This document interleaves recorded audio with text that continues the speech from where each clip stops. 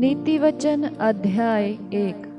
दाऊद के पुत्र इज़राइल के राजा सुलेमान के नीति वचन। इसके द्वारा पढ़ने वाला बुद्धि और शिक्षा प्राप्त करे और समझ की बातें समझे और काम करने में प्रवीणता और धर्म, न्याय और निष्पक्षता की शिक्षा पाए, कि भोलों को चतुराई और जवान को ज्ञान और विवेक मिले, कि बुद्धिमान सुनकर अपनी विद्या बढ़ाए और समझदार बुद्धि का उपदेश पाए, जिससे वे नीति वचन और दृष्टांत को और बुद्धिमानों के वचन को और उनके रहस्यों को समझें। यहोवा का भय मानना बुद्धि का मूल है, बुद्धि और शिक्षा को मूढ़ ही लोग तुच्छ जानते हैं।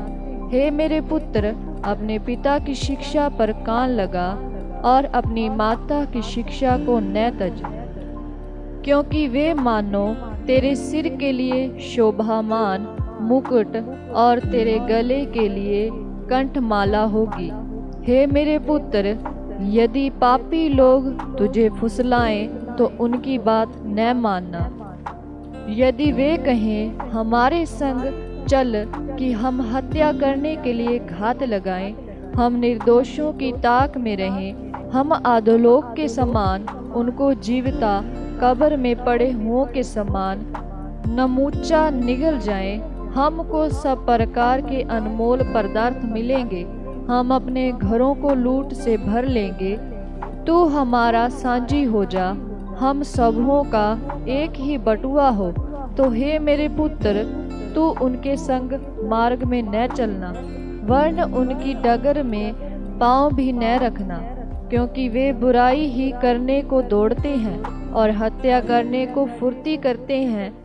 क्योंकि पक्षी के देखते हुए जाल फैलाना व्यर्थ होता है, और ये लोग तो अपनी ही हत्या करने के लिए घात लगाते हैं और अपने ही प्राणों की घात में रहते हैं। सब लालचियों की चाल ऐसी ही होती है, उनका प्राण लालच ही के कारण नष्ट हो जाता है।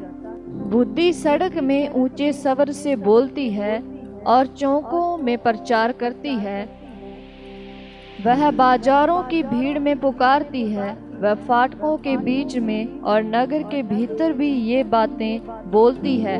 हे भोले लोगों, तुम कब तक भोलेपन से प्रीति रखोगे? हे ठट्ठा करने वालों, तुम कब तक ठट्ठा करने से प्रसन्न रहोगे? हे मूर्खों, तुम कब तक ज्ञान से बैर रखोगे? तुम मेरी डांट सुनकर मन फिराओ। सुनो, मैं अपनी आत्मा तुम्हारे लिए उंडेल दूंगी, मैं तुमको अपने वचन बताऊंगी। मैंने तो पुकारा परंतु तुमने इनकार किया, और मैंने हाथ फैलाया परंतु किसी ने ध्यान न दिया, वरन तुमने मेरी सारी सम्मति को अनसुना किया और मेरी ताड़ना का मूल्य न जाना।